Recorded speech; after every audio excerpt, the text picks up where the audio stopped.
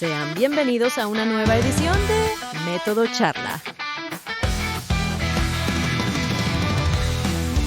Un espacio donde la experiencia se encuentra con la innovación.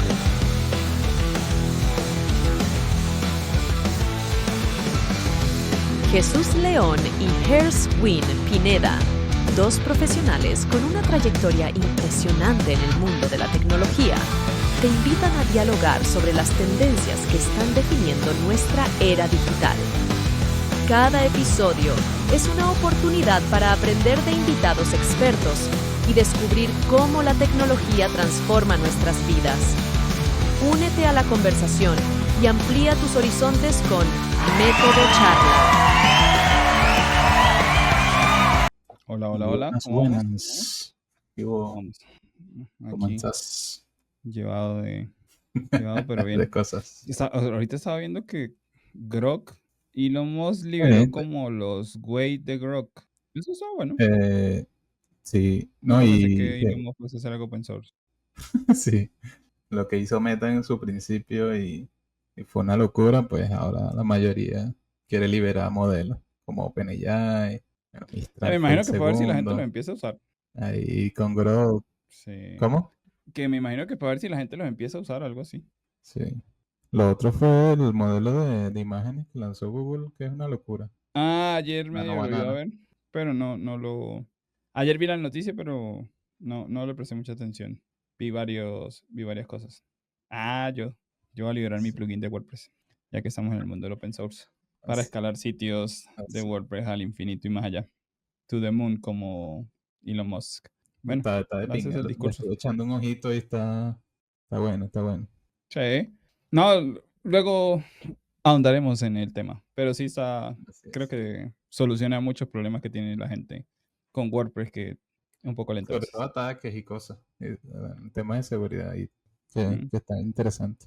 Pero bueno, hoy vamos a hablar con Neron Mailer, que es el especialista en marketing digital, el fundador y director de Screen Media Group, una agencia internacional con sede en Miami, que impulsa la transformación digital en empresas latinoamericanas y en Estados Unidos.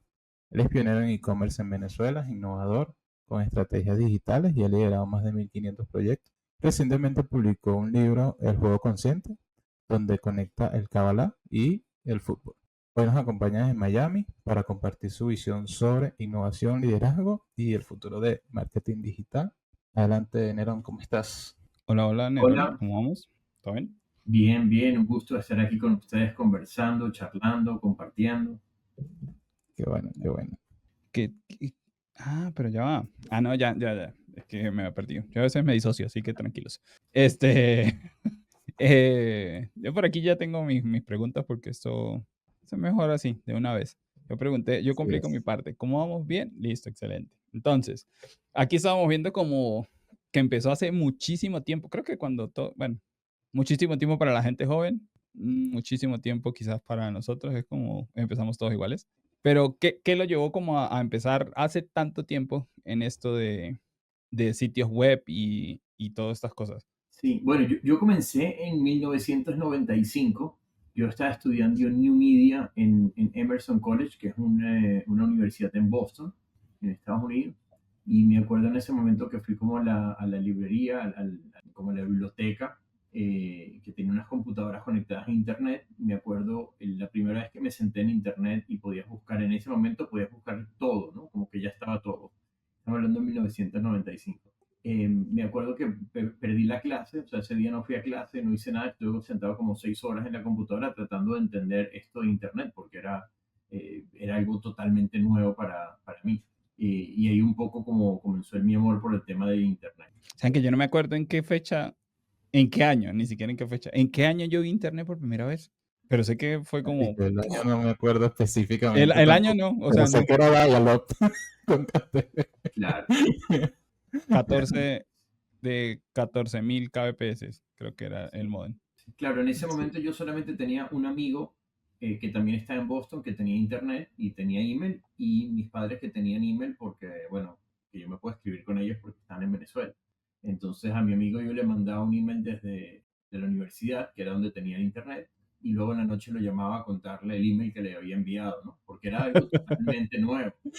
Entonces hablábamos le mandaba un chiste, le mandaba alguna información, alguna tontería que le escribía y luego lo llamaba y hablábamos de eso. Bueno, Excelente.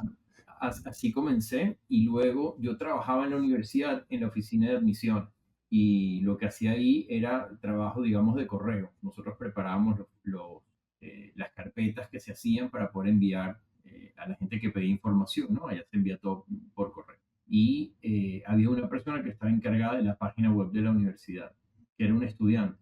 Y yo quería el trabajo de esa persona. Él estaba en su último año y se iba y yo quería ese trabajo. Entonces, yo estaba, digamos, detrás de él pidiéndole que me enseñe porque yo todavía no tenía muy claro qué era Internet, ¿no? Como que dice, bueno, que yo programo algo, pero ¿a dónde lo subo? ¿No? No tenía tampoco a quién preguntarle, como, ¿cómo lo subo a Internet? ¿No? Tengo mi computadora y ¿cómo funciona eso? No tenía idea de FTP, no tenía idea de nada.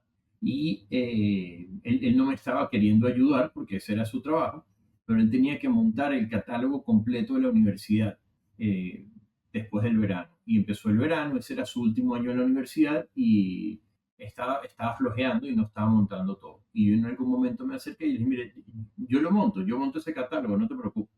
Entonces, cuando vio que ya se le estaba poniendo los tiempos apretados y él de verdad necesitaba montarlo, me dijo que lo haga. Y yo realmente no tenía idea de nada. O sea, yo me fui a la biblioteca a comprarme unos libros de HTML y a entender un poco.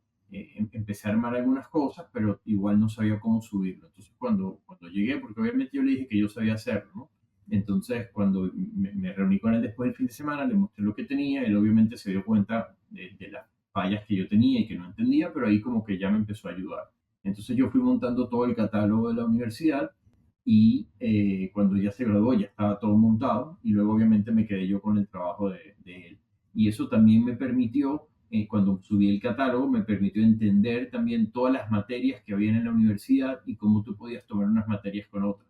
Entonces al final, mi carrera que era de 4 años, yo me gradué en 2 años y 8 meses, porque entendí cómo era la manera más rápida de poder tomar las materias, hice los veranos y bueno, como que entré en esa manera. Pero luego cuando empecé a trabajar en la oficina de admisiones ya era interesante porque ya en ese año, digamos en el 1996, la universidad recibía 50 solicitudes diarias. Entonces ya era una página que tenía, digamos, o sea, era importante para la universidad esa parte web. Entonces, bueno, yo me encargaba de diseñar la página, crear algunas secciones nuevas que tenía, mantener el catálogo actualizado. Y bueno, era muy divertido. No me podían pagar porque yo era un estudiante extranjero, no podía recibir dinero en Estados Unidos. Entonces me pagaban con entradas de cine, me pagaban dejándome usar la impresora y la computadora del lugar para que haga las tareas ahí, pero no me podían dar dinero. Qué genial eso. Sí, O sea, sí. sí Yo está estaba feliz, porque si no hubiera estado en el cuarto de correo armando ¿sabes? Estas carpetas que se mandaban por correo, llegaban de correo las carpetas, las tenías que abrir, organizar, o sea, ese era el trabajo que estaba haciendo ahí. Osh, qué genial está Excelente. esta historia. Sí, sí, sí. Y muchos Una buena aquí, por escuela. ejemplo, te describen como pionero en el tema de e-commerce en Venezuela. Pero ¿cómo nació esa idea, por ejemplo? Hablamos un poquito al principio de crear Apuro y qué significó ser pionero en integrar el tema de pagos online en el país. Sí, bueno, es curioso porque yo empecé a hacer páginas web en ese momento cuando regresé a Venezuela y la gente como que se emocionaba con la idea, pero no sabían para qué hacerla, ¿no? Como que decía, bueno, yo la hago, pero ahí luego la tengo y ¿qué hago con eso? No sé, nadie la va a ver. Todavía hay ese dilema en en algunas personas. Correcto, correcto. Pero bueno, en ese momento la gente hacía la página y luego que hacía me decía, y ahorita a quién la vio, para qué sirve, ¿no? Era como, había mucha incertidumbre en eso. Y luego de eso empezó el tema, digamos, del e-commerce, de las tiendas online. En ese momento nosotros teníamos un alto nivel de especialización a nivel de diseño y HTML, porque las páginas se hacían en HTML, no había ninguna página o ninguna herramienta que te ayude a montar un website, tenías que programarlo todo en HTML. Y el tema de las tablas y que se vea bien los diferentes monitores, aunque no existían los celulares en ese momento, era súper complicado, o sea, era muy laborioso programarlo para que no tenga errores. Entonces, nosotros nos dedicamos mucho al tema de interfaz y HTML, pero la parte de la programación en ese momento no era nuestro fuerte. Y cuando surgió esta idea de Apuros, que de unos buenos amigos míos, no era un proyecto propio, desarrollaron esta idea de que este e-commerce se llamaba Apuros porque de alguna manera te podía como sacar de apuros. Entonces tú podías comprar en ese momento flores y chocolates en un solo lugar, porque antes de eso tenías algunas tiendas que te empezaban a vender o flores o chocolates, que era como que lo más común que estaba vendiéndose en Estados Unidos, pero ellos sacaron esta idea que te lo podían vender y entregar el mismo día o al día siguiente. Entonces esa era como la novedad que ellos tenían. Y el Banco Mercantil tenía una solución para que puedas pagar, que era súper complicada de implementar, y nosotros como que nos unimos con unos programadores para que nos ayuden a implementar esa solución. Y bueno, si no fue la primera, fue una de las primeras páginas, digamos, comerciales que tenía pago online. Era una página súper, digamos, divertida, la idea de que te podías sacar de apuros. Entonces, bueno, obviamente tú necesitas flores y chocolates para entregarle a alguien, o porque se te olvidó el cumpleaños y estás en apuros, o porque metiste la pata y necesitas salir de apuros. Entonces era un concepto interesante porque tenían los envíos rápidos de esos dos productos, que era algo en ese momento, aparte era súper complejo porque el motorizado tenía que ir a ambos lugares a buscar las flores, los chocolates, ponerlos como en una caja bonita que ellos tenían y hacer la entrega. Pues eso es genial. O sea, Aparte, realmente sí está el genial. delivery fue fundado entonces por ustedes. Sí, porque, o sea, todavía a la gente le cuesta el e-commerce. Entonces, en ese momento era una locura. O sea, Sí, todo era muy laborioso. Conectar la tienda con mercancía era muy laborioso. El tema del HTML era muy laborioso porque en los momentos que salían monitores más grandes, entonces la página como que se rompía, y como que no existía, digamos, esa programación líquida que se adapta como hoy en día a los monitores. Eran como unas tablas muy rígidas. no, antes era tabla. Sí, tablas. Era todo por Sí, tablas. eran puras tablas. De hecho, cuando yo estaba en Emerson, me acuerdo que un amigo me mandó un código para poder hacer un rollover, ¿no? Que te podías parar en un botón y cambiaba de color. Y eso era la locura de, bueno, cómo esta persona hizo un rollover. Pásame el código, y sin entender cuál era el código, yo lo ponía, lo quitaba y lograba hacer los cambios. Entonces, claro, ahí había una separación muy grande entre diseño y programación, porque mi amigo sabía hacer el rollover, pero no sabía hacer un botón bonito para eso. Entonces, él me pasaba el código y yo le pasaba los botones que él necesitaba. Entonces, trabajamos un poco de esa manera. Yo me acuerdo que en algún momento uno usaba como mucho Java. Habían como applets de Java que se metían en el Internet Explorer y era como para darle más movimiento a la página, pero era una cosa salvaje. Y ahorita que hablo de Emerson, ¿cómo influyó ese paso por Emerson en el enfoque que tiene hacia la innovación digital? Claro, bueno, muchísimo. Yo empecé, cuando yo arranqué mi carrera, la carrera era de televisión, pero el mismo año que yo entré, abrieron la carrera de New Media. Entonces yo me cambié ahí mismo para el tema de New Media. Y en ese momento estaba muy crudo todo lo que era New Media, ¿no? Si apenas estaba arrancando el Internet. Entonces realmente no había demasiado desarrollo, pero había la apertura a querer aprender y ver como qué es lo que podía traer todo esto nuevo de Internet.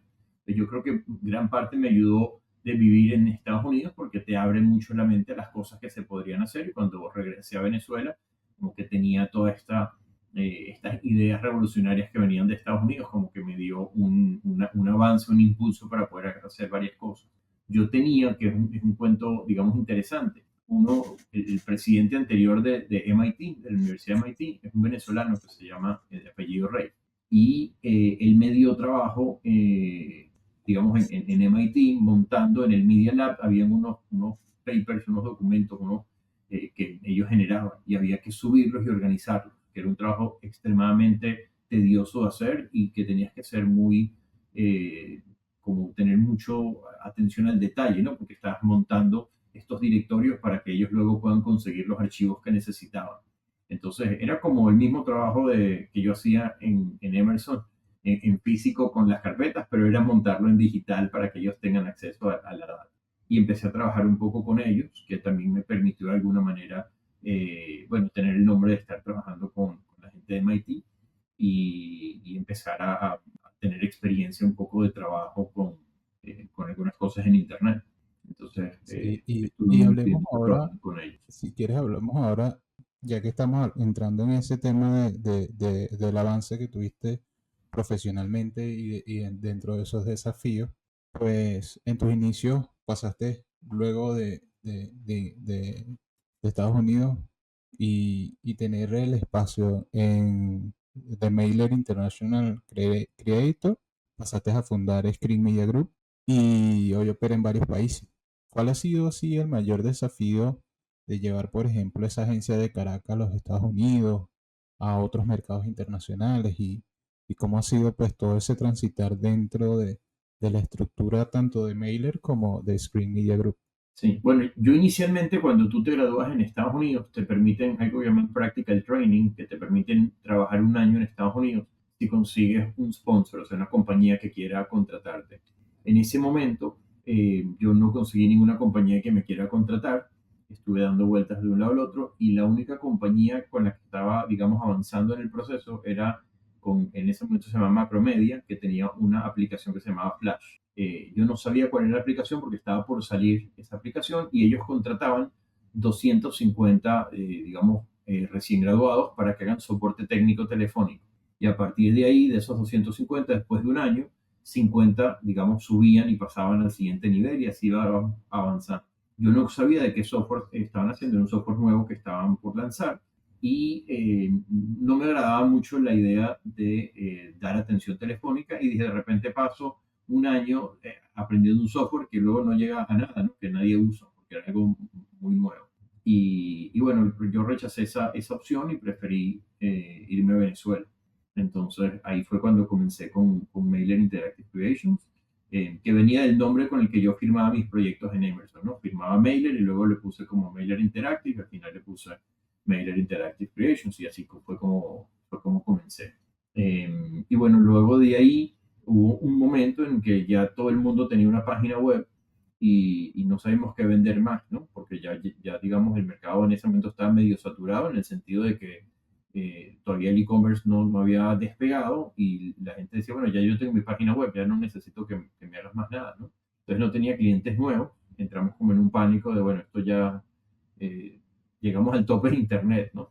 Y no sabíamos qué hacer y empezamos entonces a hacer juegos y hacer otras cosas que no estaban enfocadas en el tema, digamos, de website corporativo, sino más cosas para el trade marketing, juegos, aplicaciones, registros en eventos, etc.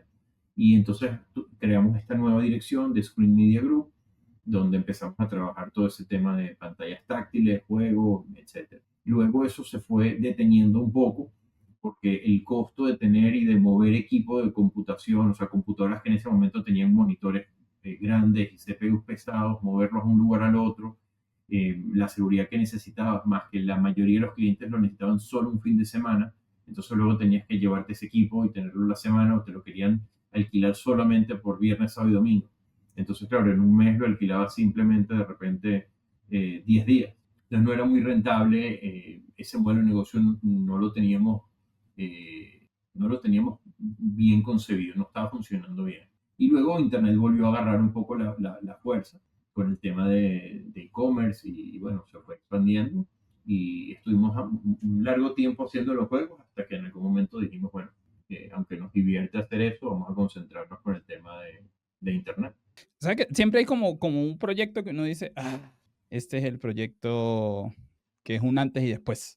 ¿Cuál proyecto recuerdas y que diga, esto fue lo que me hizo cambiar un montón la perspectiva de cómo hago las cosas, de cómo voy a orientar lo que tengo que hacer? Antes de ese proyecto mi carrera era una cosa y ahora es otra cosa impresionante. Sí, bueno, hay varios proyectos. Yo tengo ya más de 26 años haciendo interactivo, ¿no? Todo lo que tiene que ver con web, juegos, aplicaciones. Me acuerdo, uno de los proyectos más interesantes para nosotros era con CanTV, que en ese momento era la compañía, digamos, de teléfono y de celular, que ellos empezaron a sacar internet por dial-up con un CD. Entonces tú tenías un CD que metías en tu computadora y él se conectaba directo a internet. Claro. Okay.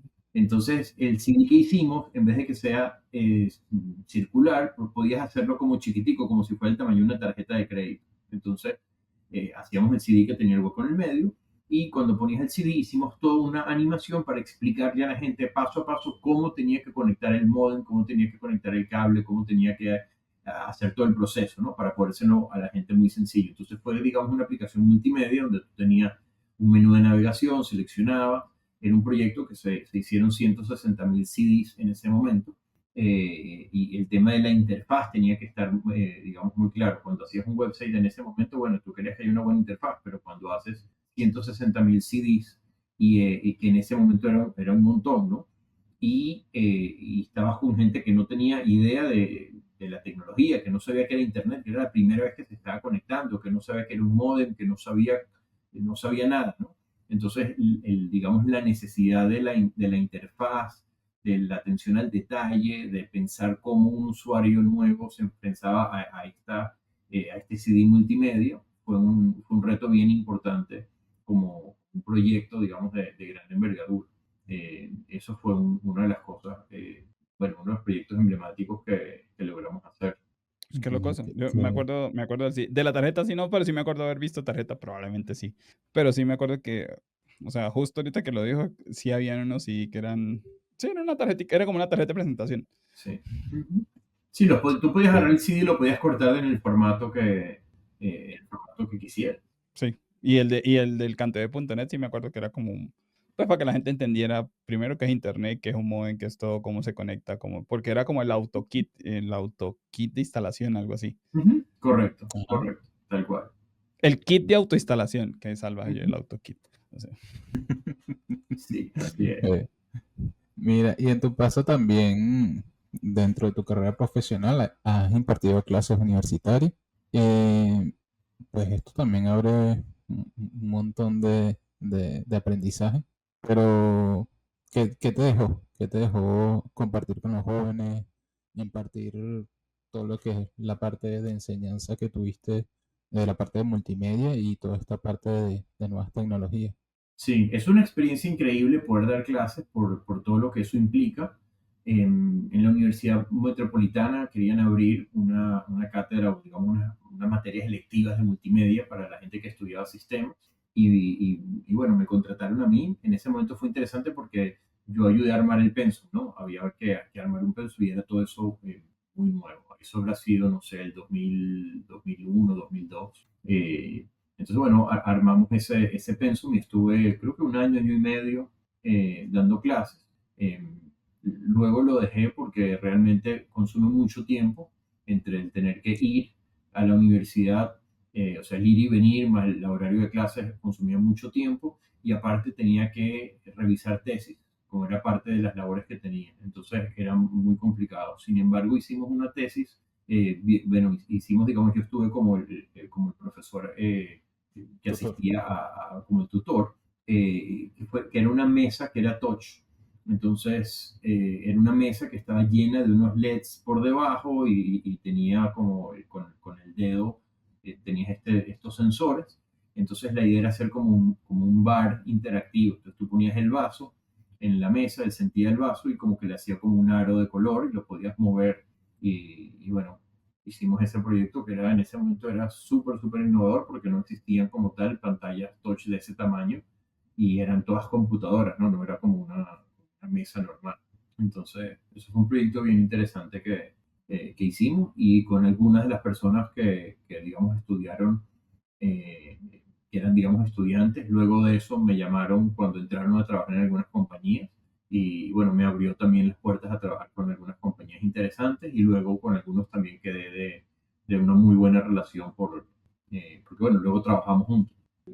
Sí, qué bonito. eso, o sea, ahorita Y estamos yo hablando recuerdo de mucho Screen esos Media Group proyectos y luminarios. esto es un temazo, porque, bueno, el mundo del internet nunca se queda quieto. O sea, siempre toca estar inventando algo. ¿Cómo logra estar como al día o mantenerse un paso adelante en este sector que es, sí, ves, nunca se queda quieto, siempre toca estar viendo qué es lo nuevo, a qué vamos, qué es lo que sigue para poder estar ofreciendo a los clientes cosas. Sí, creo que eso ha sido, digamos, uno de los grandes éxitos que hemos logrado en Screen Media Group, porque tenemos, ya son casi 30 años en el mercado. Entonces, lo que nos ha permitido mantenernos ha sido esa constante innovación. Hay muy pocas compañías que arrancaron con nosotros. Yo diría que ninguna de las compañías que arrancaron junto con nosotros todavía existen. En el paso han venido varias compañías que han sido muy exitosas, pero han durado poco tiempo. tal vez un poco porque no han podido hacer el salto entre una cosa o la otra, o no han sido, digamos, lo suficientemente rentables, que han buscado luego otras áreas de negocio, o se han derivado a sus negocios han terminado como, no como agencias, sino derivado en productos, ¿no? Pero creo que somos una de las poquísimas agencias que se ha podido mantener. Y creo que va un poco de la mano de poder tener un termómetro del mercado, ¿no? De entender qué es lo que está sucediendo y poder lanzarte a eso. Hoy en día, por ejemplo, estamos trabajando muy de la mano con inteligencia artificial, pero siempre enfocado a nivel de mercadeo, con cosas muy concretas que le puedas ofrecer al cliente, porque hoy en día hay mucho juguete y hay mucho desperdicio en inteligencia artificial, ¿no? De repente puedes dedicarle muchísimo tiempo a aprender una herramienta y luego hacer una herramienta nueva que con un botón ya te hace lo que tú tienes 6 meses aprendiendo a programar, ¿no? Entonces, ese tema de tener la visión de poder imaginarse hacia dónde está yendo la tecnología y qué es lo importante de verdad para poder trabajarlo y que luego poder implementarlo con los clientes y que vean el beneficio de lo que se está haciendo, ¿no? Entonces, sí hemos innovado muchísimo desde trabajo web con páginas corporativas, luego con e-commerce, hemos trabajado con pantallas touch, hemos trabajado con kioscos interactivos, hemos trabajado luego con redes sociales, eh, todos los temas de automatización que hoy en día se utilizan y ahorita con inteligencia artificial, ¿no? Como que ha sido un largo camino y ha sido de alguna manera lanzarse siempre a esto nuevo que está sucediendo, ¿no? No quedarse con decir, bueno, yo hago esto y esto es lo que yo hago, porque realmente esto es algo que está cambiando constantemente y hay que tener algo siempre innovando, ¿no? Nosotros teníamos como un Screen Lab, que era como un espacio, un área donde siempre teníamos algo para estar innovando, ¿no? Ir probando cosas nuevas que estaban sucediendo para luego poder ofrecérselas a los clientes. Y una de las cosas que también nos ayudó, nosotros trabajamos mucho con compañías de cigarrillo en su momento, ¿no? Y ellos tenían unas limitaciones de publicidad muy fuertes, todo lo que era cigarrillo y licores. Entonces, estaban muy abiertos a todo el tema de innovación y siempre nos pedían cosas nuevas, diferentes. Y eso, la verdad es que nos permitió innovar, inventar, traerle cosas locas que compañías normales no se les ocurriría hacer, y con ellos hicimos un montón de cosas. Un momento que hicimos algo que se llamaba las descargas Belmont, que era una Sí, sí me marca de acuerdo. cigarrillos. Y ellos agarraban en Margarita y en varios lugares y hacían unas descargas con música espectacular. Entonces Era ponían un fiestón. ponían unas computadoras, como un cuadro lleno de computadoras para poder jugar un juego que teníamos, que era un juego en 3D, que tenía como un jeep amarillo que tenía, digamos, gente adentro, y tú tenías que ir, digamos, como por un camino y ir atrapando, digamos, chocando todas las cajetillas verdes. Y luego de eso tenía unos puntos y luego te podían dar como merchandising, ¿no? Te podías llevar premios que ellos te daban. Entonces, claro, para poder jugar tenías que comprar 3 cajetillas de cigarrillos que venían con un código de barra. Entonces tú pasabas el código de barra en la computadora y en ese momento te activaba el juego.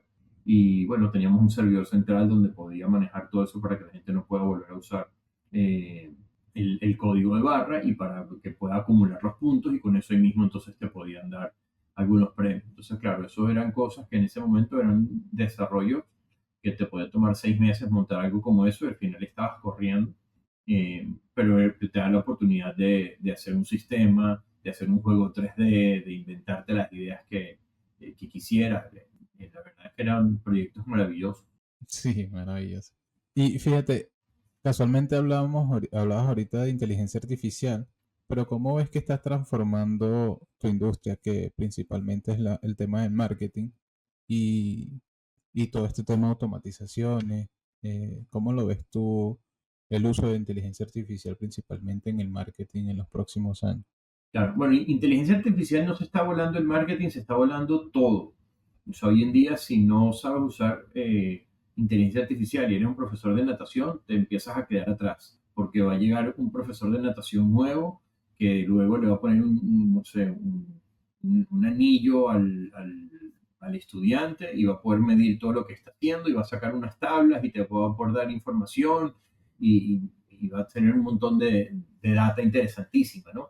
Y aparte va a poder coachar de una manera espectacular, ¿no? Entonces, si tú no estás, digamos, haciendo lo que llaman como reskilling, que es que tienes que aprender tu misma habilidad, pero llevarla al siguiente nivel, y eso lo puedes hacer con inteligencia artificial, te vas a quedar atrás. Obviamente en el tema del marketing es brutal, aunque al principio decían que esas labores artísticas eran las últimas que iban a beneficiarse por el tema, digamos, de la música, el arte, el diseño. El tema hoy en día gráfico es de las primeras cosas que se está utilizando inteligencia artificial. Obviamente, como es algo infinito, también tiene como un problema porque te puedes quedar haciendo infinitos cambios a nivel de una imagen, lo que hace perderte más tiempo que si, ¿no? Como que no te ahorra tiempo a veces porque te puedes quedar haciendo 60.000 pruebas y es infinito lo que puedes hacer. Pero para el tema gráfico, te puede ayudar de un montón de maneras. Hay que saber usarla porque hay veces que de repente tú dices, no, pero me diseñó una página. Y dices, sí, la página está muy bonita, pero hoy en día todavía, por ejemplo, no te mantiene proporciones. Entonces puede llegar un cliente y decirte, mira la página que me diseñó AI y quiero que me la programes o que me la hagas así. Digo, claro, pero no está manteniendo las proporciones de las imágenes, de los espacios, de los recuadros. Entonces eso mismo no lo puedes programar. Entonces hay todavía mucha deficiencia en esas cosas, pero todo lo que es redactar textos, todo lo que es responder email, todo lo que es resúmenes de reuniones, todo lo que es conseguir información para, por ejemplo, no sé, tienes que entregarle a un cliente un plan de mercadeo y quieres saber todos los pasos que corresponden. Te da muchísima información para tener un orden, etcétera. Nosotros incluso nos ha sucedido en pocos casos, pero lo hemos tenido donde estamos en reuniones con clientes de alto nivel y tenemos una de las personas del equipo que tiene AI abierto y según cómo va la conversación va buscando información y nos va como suministrando respuestas sobre el área o la industria que el cliente está, algunos conceptos que tenemos que entender de la industria que él está y se está haciendo al mismo momento que estás en la reunión, ¿no? Entonces es una herramienta súper valiosa para todo. Está también el tema de programación que te puede conseguir un bot o te puede programar cosas hoy en día sumamente rápido, que también es una herramienta súper útil para programar.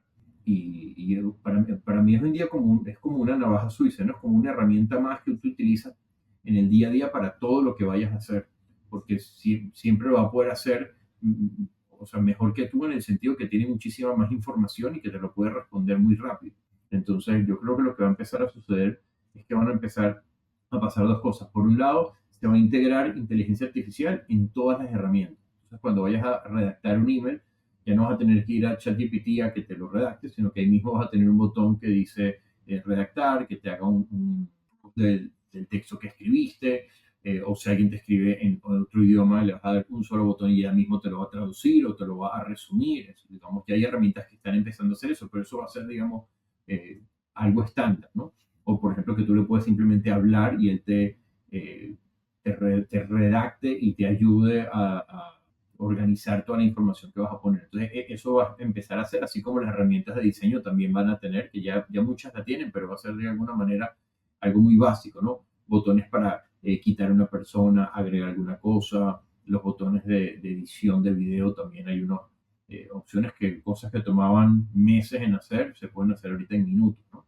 Eso es una de las cosas que creo que está sucediendo y bueno, por un lado es maravilloso, por otro lado también te va cortando un poco la manera como estamos trabajando hoy en día, vamos a tener que cambiar el switch, ¿no? ¿Sabe que Sí. eso lo estaba usando yo la otra vez y estaba con un cliente y a medida que el cliente iba diciendo cosas, lo que no entendía el negocio, ChatGPT prácticamente real time y, sí, claro, obviamente que sé cómo funciona una transferencia de cerebro a cerebro conectada, o sea, que no tengo ni idea, pero ya ya entendí el contexto, que eso es importante porque pues tampoco es que yo les voy a hacer las operaciones o lo que sea que estén haciendo, pero sí necesito entender para que ellos, pues para yo entender, para poder explicar mejor qué es lo que yo estoy haciendo y llevar mejor la reunión, básicamente, para eso es que funciona. Pero es súper útil. Creo que en los últimos capítulos, no me acuerdo en qué capítulo ya, pero estábamos hablando con alguien de e-commerce también, que nos estaba mostrando cómo comprar cosas con la voz. Estaba interesante. La verdad estaba súper interesante ese tema de poder comprar con la voz. Yo soy más de hacer clics y hacer cositas, pero igual estaba interesante. ¿Cómo cree que va a evolucionar esas compras en línea no sé, en los próximos 5 años? Me parece bastante atrevido, quizás en los próximos 15 minutos con la inteligencia artificial, porque sí ha cambiado muchísimo la manera en cómo uno va comprando. Creo que cada vez es mucho más fácil. Antes era como un proceso gigante. Ahorita prácticamente Gigantesco. estaba viendo, por lo menos Stripe tiene algo que es como link y ya está todo ahí. O sea, si usted Stripe alguna vez compró, ya la tarjeta está ahí. O sea, es Ujú. un click, payment, ya. Entonces, ¿cómo cree que va a cambiar esas experiencias, esa manera de comprar en línea? Sí, es muy interesante lo que comentas y yo creo que hay dos cosas que están sucediendo, ¿no? Bueno, hay muchas que están sucediendo, pero digamos, por compartir dos ideas. Una es que inteligencia artificial ya va a tener un perfil e información de cada uno de nosotros. Entonces, en el caso, por ejemplo, de si vas a pedir comida y ya vas a saber qué te gusta, qué no te gusta, cómo te gusta, de qué lugares te gusta, etcétera. Y lo otro es el tema de que puedas también pedirlo con un solo clic o o con una sola indicación de voz. Entonces Creo que tú va a ser como podrías, el por Amazon ejemplo, Dash, como el Dash de Amazon. claro, O sea, tú podrías, por ejemplo, si nosotros tres estamos ahorita, digamos, hasta la noche y queremos pedir comida, yo podría decirte, simplemente decirle a la IA, a Alexa, a quien sea, ¿no? Quiero que pidamos comida para 3 personas o para 6 personas. No sé, uno quiere pedir chino, a alguno le gusta, no sé, el pollo teriyaki, al otro le gusta el pollo agridulce, el otro quiere una carne, el otro quiere un arroz. Somos alérgicos a los mariscos o una de las personas es alérgico a los mariscos y tráenos también una opción que tenga, por ejemplo, vegetariano. Somos estas 3 personas, queremos un lugar que tenga 4 o 5 estrellas y no queremos pagar más de X. Y él ya se va a encargar con eso de armar el pedido y hacer el pedido y que te llegue. O sea, tú no tienes digamos, estar pendiente de los detalles. Tú simplemente vas a poder verbalizar lo que tú necesitas. Entonces, eso es algo que a nivel, digamos, de comida es un muy buen ejemplo porque puedes ver el valor, pero perfectamente podrías hacer cosas más sencillas como quiero que compres un detergente o quiero que me compres unos zapatos para correr de talla tal que tengan tantas estrellitas y él te lo va, simplemente te vas a poder hacer el pedido. sí, tengo una carrera 15 kilómetros, quiero unos zapatos nuevos, unos tenis nuevos que Correcto. no pasen de $100. Correcto, claro, en el caso tal vez de los tenis, uno tal vez quiere ver opciones y medirlos y tal vez te pueda decir esto es lo que encontré, pero en el caso, por ejemplo, de la comida, Sí, la si comida ahorita es lo que quiero más es fácil. resolver mi problema de comida y no me importa tanto si es un lugar o el otro, porque digamos estoy abierto a las opciones, yo le voy a decir que quiero y él se va a encargar de dónde pedir o pedir de 2 o 3 lugares para que pueda incluir todas las solicitudes que le hicimos, ¿no? Claro, si ya tú tienes un lugar, te podría también decir, ¿quieres que le pida de este lugar que es el que usualmente pides, ¿no? Sí, Entonces ya vas a ver esa información, ¿no? Entonces, como que todo va a ir como, todos los procesos pequeños de decisiones pequeñas se van a empezar a automatizar a un nivel que ya te va a parecer como tonto hacerlo, ¿no? Como que de repente en el celular te va a llegar un mensaje y tú simplemente le puedes decir, respóndele que sí, y si el mensaje era para una agenda, él ya saber que te toca responder a ti, y si tú me pusiste un texto para agendar una reunión para mañana, él de una vez nos las va a agendar a los dos. Como que todas esas labores pequeñas de agendar, de guardar, de pedir, de pagar, van a quedar totalmente automatizadas muy rápido. sí, eso me Sí. parece genial. O sea, que uno pueda, No, primero que le sugiera que le busque, la otra con Operator de OpenAI, eh, que uno le decía como, quiero un vuelo de tal lugar a tal lugar, el más barato, y él iba o Ujú. el Green Card que lo iba comprando. O sea, Sí, me gusta. hay un tema también, digamos que en el caos hay mucho aprendizaje, ¿no? O sea, si yo iba ahorita a terminar de trabajar, iba a hacer una pasta en mi casa y abro la nevera y no hay tomates, y eso es lo que yo tenía, bueno, por un lado me puedo molestar, pero por otro lado puedo empezar a ver otros ingredientes que hay, me puedo poner creativo y tener una oportunidad de inventar algo. En cambio, si en mi nevera nunca va a faltar tomates, porque la nevera va a saber que no hay tomates y va a pedir de una vez y siempre tengo tomates, como que ese nivel de eficiencia a veces no te permite innovar porque necesitas un poco de caos en tu vida para que cosas pasen, ¿no? Como que si a veces te equivocas manejando y caes en la calle que no es, pero descubres un restaurante que te gustó o descubres un local que te parece interesante, pero si el carro Sí, maneja solo, va a ir siempre por los mismos lugares. Entonces, va a haber que tener una oportunidad, así como Google tenía este botoncito que en un momento que decía I feel lucky, ¿no? Como que sí, va a tener suerte. A ver claro, qué. vas a tener que tener un poco de opciones de hoy mándame por unos caminos diferentes, ¿no? Porque necesito generar un poco de caos en la perfección que empieza a suceder. Sí, creo que sí Interesante. va a ir hacia allá. Porque, pues, si antes hay. De hecho, cuando son noticias también que son como extremadamente personalizadas, es como. Muéstrame algo aleatorio, porque ya estoy viendo lo mismo siempre. Ujú. Sí, sí. Mira, y Sí. hablemos ahora un poco acerca del liderazgo, porque tu carrera estuvo marcada en tu principio, pues, por mucha creación, pero dentro de esa creación, pues, te ha tocado liderar equipos, pero ¿qué aprendizaje no te ha dejado, pues, todo ese contexto de liderazgo, de apoyo, de llevar a las personas, que te ha llevado a reflexionar sobre el tema del liderazgo? Bueno, es muy interesante porque el liderazgo lo puedes ver de varias maneras, ¿no? Tú podrías pensar que un líder es el que va adelante, pero a veces también un líder podría estar, digamos, detrás y ver todo lo que está sucediendo, ¿no? Entonces, esa parte es muy importante de cómo uno lo está haciendo. Sin embargo, esto ha sido más un tema de seguir una pasión que uno tiene, más de que pensar que uno está liderando a nadie, ¿no? Que al final estamos todos, somos un equipo y a veces alguien tiene que tomar una decisión cuando hay varias cabezas y hay varias opiniones. Pero más que un tema, digamos, de liderar, ha sido la oportunidad que hemos tenido gracias a los clientes que han tenido retos interesantes y nos han confiado en nosotros en poder generar proyectos muy interesantes. Y en el área en que nosotros trabajamos es realmente puro talento, ¿no? O sea, el diseñador lo tiene que hacer muy bien, el programador lo tiene que hacer muy bien, el project manager lo tiene que hacer muy bien, el creativo lo tiene que hacer muy bien. Entonces, realmente somos como digamos, una parte del cuerpo, ¿no? Que las necesitas todas, ¿no? Y que cuando de repente una parte del cuerpo está enferma, todo el resto del cuerpo tiene que ayudar a esa parte para que el proyecto funcione. Entonces, muchas veces la parte del liderazgo tiene que ver con ver que todas las partes estén funcionando bien y estar al servicio de tu equipo para poder ver cómo los puedes ayudar de la mejor manera.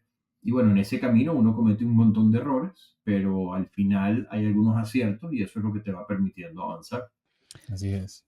Y sabe que estamos últimamente no, a la gente le gusta la plata. Y hay mucha gente latina que dice, uy, yo sí quiero tener mi negocito por allá en los United States, que me mande esos dolaritos. ¿Qué consejos le daría a esa gente que quiere llevar su negocio digital, que quiere tener ingresos adicionales en dólares para que le funcione o por lo menos que lo intente? Que lo haga, claro que sí. O sea, yo creo que si uno tiene la visión y la oportunidad, uno tiene que intentarlo. Si uno intenta y no funciona, uno está tranquilo porque uno intentó. Pero si uno no intenta y se te pasan los años, uno sí se frustra porque no lo intentó. Entonces, sí me parece que es una oportunidad. Hay que ser inteligente para poder hacerlo. El mercado que uno conoce es en el que uno está y en el que uno vive y no puede aventurarse a inventar o por lo menos tiene que tener algo que sería como un riesgo controlado, ¿no? De hasta dónde y cómo puedo arriesgarme. Pero definitivamente hoy en día hay muchas oportunidades, sobre todo, por ejemplo, el tema de Venezuela, de poder tener un ingreso extra en dólares. Hay muchas oportunidades para poder lograrlo. Sobre todo si tú eres muy bueno o muy especializado en un área que es un nicho de negocio. Porque cuando vas, por ejemplo, a Estados Unidos, es un mercado extremadamente grande. Cuando tienes un mercado muy grande, empieza a haber mucha especialización. Entonces, si tú eres una compañía que hace SEO para compañías de delivery, tienes un nicho de negocio importante en el que te puedes destacar. Una compañía de delivery va a preferir contratar un experto en SEO para delivery que un experto en SEO normal o que haya trabajado en otra área o en otro nicho. Si tú realmente te vuelves muy bueno en lo que haces y te puedes de alguna manera buscar un nicho, puedes conseguir clientes que confíen en ti. Sí, sí. Está, Es que está eso de bastante los nichos interesante. es bueno, porque pues ya Sí. generalistas hay un montón. No, y sobre todo en Estados Unidos, como tú dices, que el mercado es tan amplio y buscan específicamente ese tema de la especialización. Es un poco como el tema médico, ¿no? Tú vas a buscar un especialista en el área que tú tienes, ¿no? No quieres buscar un médico general, quieres buscar un experto en corazón, un experto en rodilla, un experto en, no sé, en codo. O sea, como que si hay una persona que opera, pero una persona que solamente se especializa en codos y tú tienes un problema en el codo, tú vas a preferir que te atienda esa persona, ¿no? Entonces, en Estados Unidos sí, por el tamaño del mercado, hay un espacio para que tú sí puedas ser especialista en ese nicho. En Latinoamérica a veces no.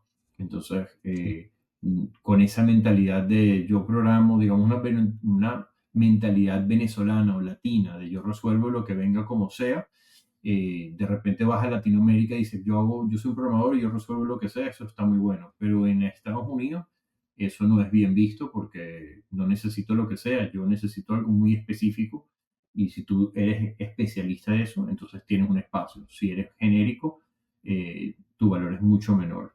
Maneras de ver el mundo diferentes. Sí, sí. Así es. Fíjate, Nerón, y más allá de lo técnico, del tema del marketing, está el tema humano. Yo conozco, digamos que de primera mano, porque sé que tienes relaciones a largo plazo con tus clientes, pero ¿qué te permite eso? Construir esas relaciones a largo plazo con tus clientes en este entorno tan cambiante que existe y como te digo, como sé que tus clientes te acompañan durante tanto tiempo, pues, que hay allí, que hay allí eso humano que te acerca a tus clientes y que te permite tener una relación a largo plazo. Sí, bueno, yo quiero que ahí hay dos cosas. Lo primero, eh, un cliente te acompaña si le estás dando resultados, ¿no? O si el cliente le está yendo bien y el valor o el tiempo que involucra a cambiarte es más complicado que dejarte, ¿no? Esas son las dos razones por las que te pudiera dejar acompañar un cliente por tanto tiempo, ¿no? Pero principalmente si le estás dando resultados y le puedes resolver es algo importante, pero sí está acompañado de lo que dices, digamos, del valor, en el sentido de las labores que uno hace no son solamente una labor física, sino que viene acompañado realmente de un valor intangible que uno le da a un cliente. Entonces, que un cliente sepa que tú le estás recomendando algo por su bien, que un cliente sepa que puede confiar en ti, que un cliente sepa que te puede entregar el password de su dominio, de su página web, de su servidor, es importante al nivel a veces que tienen empleados en su compañía y prefieren que nosotros tengamos acceso a eso para, digamos, protegerlo, ¿no? Entonces, ese nivel, digamos, de relación de que el cliente entienda de que hay un compromiso más allá del trabajo o que entiendan que el compromiso personal va más allá del laboral. O sea, pudiéramos estar trabajando o no, pero lo que yo te hice es tuyo, las claves tuyas son tuyas, ¿no? Porque también hay un montón de clientes que me llaman y me dice, mira, me peleé con mi programador o me peleé con esta persona y se llevó mi website y ahorita lo perdí. Entonces, no, digamos, en el plano personal que puedas separar lo que es trabajar de una manera ética y hacer algo como corresponde y hacer algo correcto y separarlo un poco del el poder que podrías tener tú al tener un acceso de un cliente, ¿no? Entonces, yo creo que esa parte humana es súper, súper importante y si uno está haciendo esto, digamos, por vocación, realmente lo que quieres es poder ayudar a la otra persona. Y si puedes cobrar y puedes cobrar bien por eso, bueno, excelente, ¿no? Pero si tu motivación es solamente como binaria en esto me da dinero o no me da dinero, te vuelves como un poco mercenario de los trabajos que haces, ¿no? Entonces ahí empiezas a perder un poco la brújula y muchos de los negocios que caen en eso como que no logran traspasar el tiempo. Sí, sí, sí. Eso se veía antes mucho. Bueno, capaz todavía pasa mucho, pero sí, mucha gente que secuestraba sitios porque sí. O sea, se quedó con el sitio, la agencia se quedó con el sitio, el desarrollador se quedó con el sitio, Eso todo el sigue mundo se quedó con pasando, el sitio. eso sigue pasando, eso sigue pasando. Porque la Yo gente no, tengo, no le presta mucha atención a eso. Es como, no sé, yo no soy sí, tan... o cambia de agencia y nos dice, mira, ahora quiero ahorita trabajar con ustedes, pero tengo un pequeño problema porque le dije a la agencia que no voy a trabajar más con ellos y ahorita no me están dando la página. Entonces, eh, necesito ver qué hacer, ¿no? No, porque ellos me dijeron que el hospedaje lo tenían ellos, entonces que ahorita no, si no le pago tanto, creo que el último caso la persona había desarrollado el website para ellos siendo empleado de la compañía. La persona se fue de la compañía, pero la página la montó creo que en Wix con su login y su password. Entonces le estaba cobrando un monto por entregarles todos los accesos que tenía, que lo habían contratado él, y generó todo eso siendo un empleado de esa compañía. Entonces hay un poco mucho de ese tipo de cosas que suceden. Creo que mi consejo para eso es siempre compren el dominio. Por lo menos tengan el control del dominio. Vale. Que cambien los DNS y ya. Pero aquí ya hablando de cosas, ¿cómo llegó a conectar el fútbol con la espiritualidad? O sea, esto sí me sorprendió. Claro, Venimos de poco a, pero yo, ¿qué es esto? sí. Bueno, yo he estudiado Cábala prácticamente toda la vida, ¿no? Desde que tenía 13, 14 años, siempre me llamó mucho la atención. La Cábala es una sabiduría que, digamos, la, o sea, una sabiduría que precede las religiones. Sin embargo, el judaísmo es como el que más la ha adoptado, la ha desarrollado. Y es una sabiduría que te explica un poco cómo funcionan las reglas del juego de la vida, ¿no? Entonces, si tú andas por la vida sin saber las reglas, es muy difícil que puedas lograr los objetivos, ¿no? Si tú vas a jugar fútbol, pero tienes habilidades únicas para patear, para defender, pero no te sabes las reglas y empieza el partido, bueno, tienes muy poco chance de lograr tu objetivo, ¿no? Ni siquiera eh, sabrías hacia dónde correr. De hecho, ni siquiera sabrías que tienes que correr o no sabrías hacia dónde patear, pero ni siquiera sabes que tienes que patear, porque realmente no, aunque eres muy hábil para jugar al juego, no te sabes las reglas. Entonces, la cábala te explica todas las reglas de cómo funciona la vida. Eh, Obviamente son reglas espirituales, porque según la cábala existe, digamos, un mundo espiritual y el mundo físico es una consecuencia del mundo espiritual. Entonces, una manera de entender eso, por ejemplo, cuando tú estás moviendo la mano, que sería, digamos, la acción física, la mano no se mueve sola, hay un pensamiento y detrás de eso hay una necesidad de mover la mano. Entonces, tú lo que puedes ver en el mundo físico son simplemente las consecuencias, ¿no? Tú ves la mano, pero no ves el pensamiento, que es el que le está diciendo a la mano, o no ves la necesidad de la persona de me quiero rascar y por eso estoy moviendo la mano, ¿no? Entonces, realmente, la cábala trata de esas leyes que generan que el mundo físico funcione. Entonces, para la cábala, no es como que Dios está en todos lados, sino que Dios es todos lados. Entonces, cuando Dios es todo, Dios es una tarjeta roja, es una pelota, es una computadora, es toda la aplicación física que tú puedas ver, porque detrás de eso está la conciencia que está permitiendo que este mundo exista. Entonces, yo empecé a explicarle estas ideas de cábala a mis hijos con ejemplos de fútbol, porque eso es lo que ellos juegan y eso es lo que a ellos les gusta.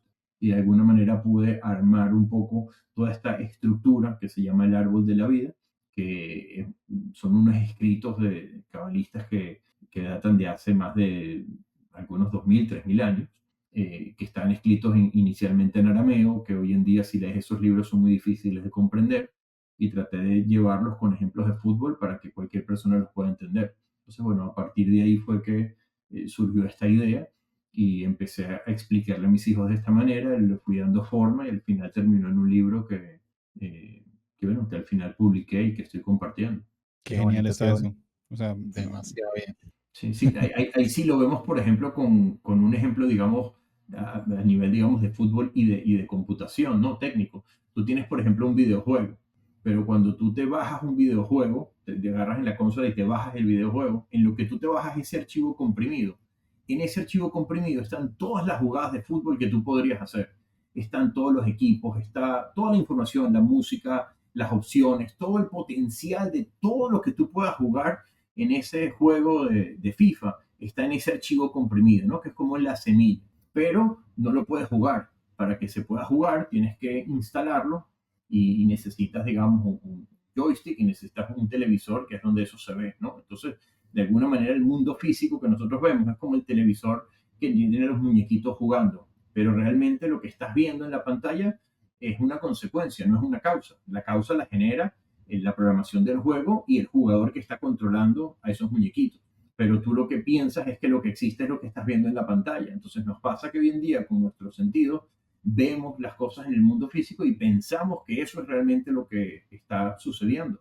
Pero eso lo estamos viendo adentro. O sea, las emociones la sientes es adentro tuyo, no afuera. La vista, tú estás viendo cosas, pero la está interpretando tu cerebro adentro. Las personas que están escuchando este podcast, cada uno está entendiendo algo diferente. Entonces, lo físico no es lo que está sucediendo, sino realmente lo importante es lo que está sucediendo dentro de cada uno de nosotros.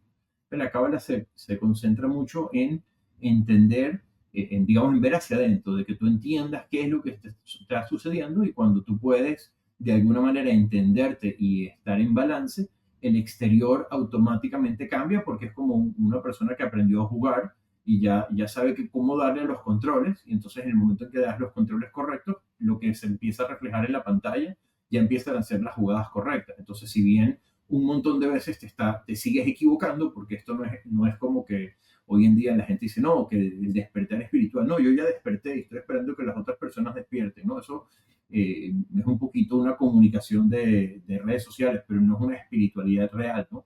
Constantemente estamos chutando a lugares que no se concentran en un gol, ¿no?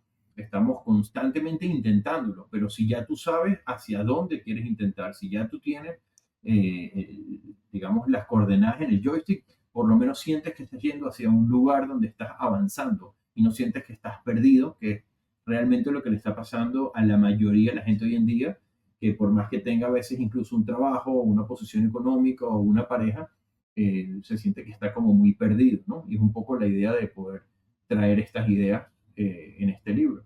Qué bueno, qué bueno.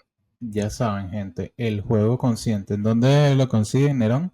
Bueno, está en Amazon, están en Busca Libre y en Bubok, que son páginas, si estás en Latinoamérica, y si buscas mailer.com, que es mi apellido, o si pones mailer.com/cábala, llegas directo a una página donde hay un poco de información del libro, y en mi Instagram, @neronmailer, también hay información, ejemplos, etc. Qué bueno, qué bueno. Fíjate, Nerón, y ya como para finalizar ya este espacio, sabemos que más allá de tu carrera profesional, pues eres una persona que tiene algunas pasiones personales, como ya sabemos, este tema del juego consciente y de la espiritualidad. Pero ¿qué hábitos o actividades fuera del trabajo te inspiran o te ayudan a mantener ese tema de la creatividad siempre viva? Ok, bueno, digamos, o sea, mi día se va obviamente en el tema de trabajo y familia. No te queda mucho espacio para hacer otras cosas, pero a mí siempre me gustó también hacer magia. Entonces, eso me daba algunas habilidades, por lo menos para hablar en público, para inventar, para ser creativo, y también para leer a la persona con la que estás hablando, ¿no? Como para saber hasta dónde puedes llegar con algunos efectos, con algunas cosas que puedes hacer. Llegamos a nivel de hobby, creo que eso es una de las cosas tal vez no tan conocidas que me gustaba mucho hacer. Eso es genial. Creo que es uno también de los invitados más interesantes que he visto, que hace muchas cosas diferentes. A pesar de que en tecnología hacemos magia todos los días, este es otro tipo de magia. Sí. Así es. Así es. Mira, Nerón, ha sido un gran placer tenerte aquí en este espacio para mí, y espero le haya servido de mucho. Ya saben, gente, vayan y busquen el juego consciente, el libro de Nerón, recién sacó. Te deseo mucho éxito y que sigan los proyectos allí, tanto personales como profesionales. Un abrazo grande, Nerón. Igual, muchas gracias por la invitación y mucho éxito con este podcast. Vale, muchas gracias, Nerón. Chao, Bueno. chao, gente. Bye, bye. Chao. Recuerden suscribirse, porque si no, no nos pueden hacer bullying. Bye, bye. Bueno, eso es todo por hoy. Esperamos que hayan disfrutado de este episodio de nuestro podcast Método Charla. No olviden suscribirse a nuestro canal para recibir notificaciones sobre nuevos episodios. Y recuerden, si tienen algún comentario o sugerencia, no duden en dejarnos un mensaje en los comentarios o en cualquiera de nuestras redes sociales @métodocharla. Muchas gracias y hasta la próxima.